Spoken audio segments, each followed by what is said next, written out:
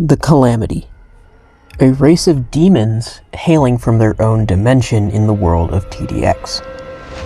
The Calamity have been a major part of the lore ever since their introduction in Endless, as a secret final test of your strength. They've been so mysterious, they've been so elusive, and despite being a major faction in the lore, they're probably the ones that we know the least about. Despite the fact that they're heavily religious, they have this huge branch-like cult called the Awakened, and they're at least somewhat technologically savvy, there's really not much that we know about them. The last thing that we've gotten was from the Halloween 2024 event, which left a little bit to be desired in that department. Although there was still a lot that we did learn. We learned that the Calamity have their own dimension. There's a large variety of creatures within that dimension. They're, like I said, technologically advanced, and they have been defeated. We also learned that they worship many beings, such as Dea Vindicta, who is their goddess of vengeance, and maybe the Void. But other than that, we just don't really know.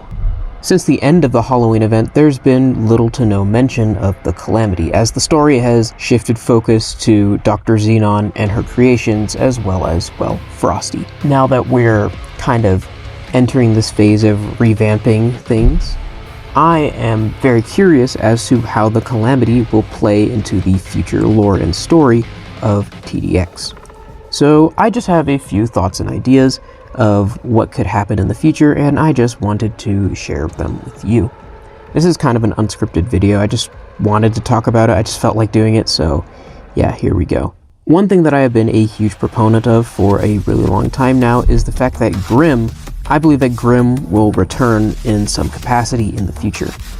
For those who don't know at this point, which I don't know how you wouldn't know considering how much I talk about this guy, Grim was the Halloween 2020 boss of Tower Battles, the game that preceded TDX.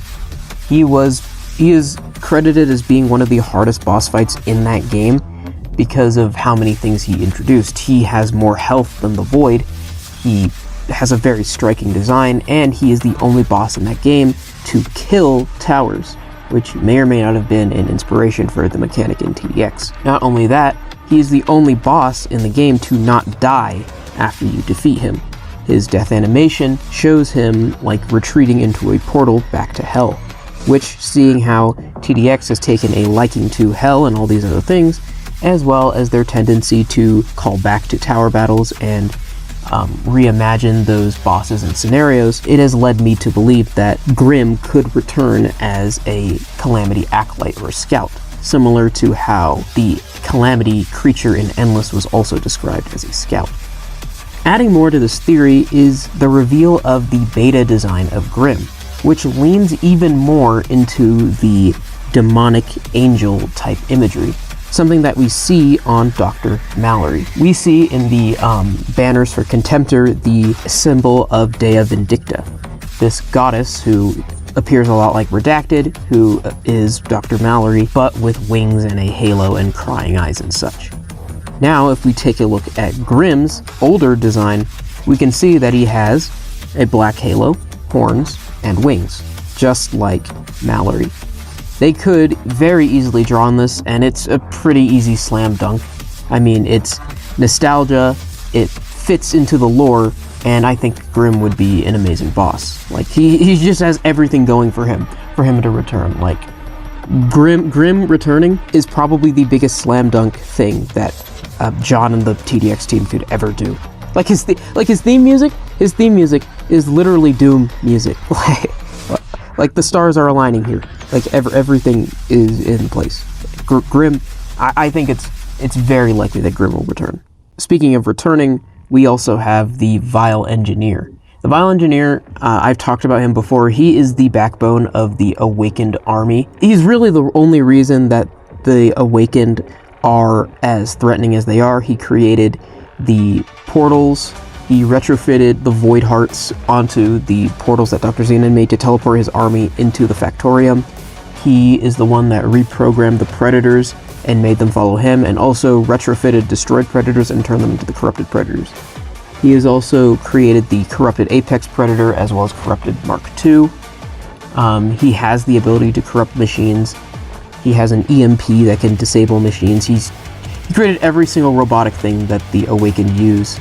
He's implied to have created the Hellspires, which is their terraforming devices. He's basically the backbone of their army, so to speak. Like, every technological robotic thing, the engineer is the mastermind of. He is super strong. And, well, his theme music and his death animation also imply that he is trying to reassemble, or he is, could reassemble in some way. So, out of all the bosses, he was the most striking. He had the most presence, I believe. And, frankly, I think he was the actual leader of the cult, if we're being real here. The engineer has a lot of gravitas to him, so I think that there's a very high likelihood that he could return in some capacity. Not only that, there's also the fact that he died in one of Dr. Xenon's factories, and if Xenon was able to return to that factory, she goes back there, she sees this big dead robot thing. She's probably going to see what's up with that. At least that's what I think that she would do. I feel like she would try and keep him alive in some way, making an Invincible reference. Maybe she keeps him in a cinder block, the way that Cecil's keeping Conquest. Maybe. Who knows? Maybe I'm being stupid. Obviously, the Calamity that we fought in Endless was a scout, so it's not hard to believe that there could be more that we could encounter in the future. And really, that's it. Dea Vindicta, who is Dr. Mallory, we believe that she has ascended the ranks and has become the leader of the Calamity in some way. Although she starts out as human, we see that there's already some sort of evolution with her going on. I mean, she was a human and then she became the Redacted after Dr. Xenon may have sacrificed her. We see that there are multiple versions of Redacted that appear in this lesser form, and we know that these are just kind of clones, essentially, of the original Dr. Mallory, like basically remnants of her hatred. We know that Dr. Mallory is important to the lore because of all the lore drops we've been given and how she wants to destroy us both, with us both being the GDA and Dr. Xenon for their parts in, well, her downfall. However, it seems at this point in the story she has fully embraced her role, seeing the massive similarities between Dea Vindicta and Dr. Mallory. I think it's basically confirmed that Dea Vindicta is Dr. Mallory, and this is the thing that the cult worships. She is their goddess of vengeance. Like, it all just comes together. I've made theories on it that explain it better than I'm doing it right now, but just take my word for it, bro. She is Dea Vindicta. She is the leader of the Calamity. This is what they're setting up, and yeah. I really hope that it's not just confined to Halloween events. I hope that we see more of the Calamity going into main modes. But definitely Halloween, I think Grim is a certainty. I think he's a great way of exploring what these demon angel types are, more so than just the robotic side. Since last Halloween was the robotic side, I'm hoping that this year we get more of that magical, otherworldly side. And I think Grim is a great way to explore that, considering just how similar he is to Dr. Mallory. So yeah, that's really all I got for this video. If you enjoyed, please be sure to like and subscribe. Sorry this is a lower effort video, I just wanted to talk for a bit. And I'll see you guys all next time. Bye.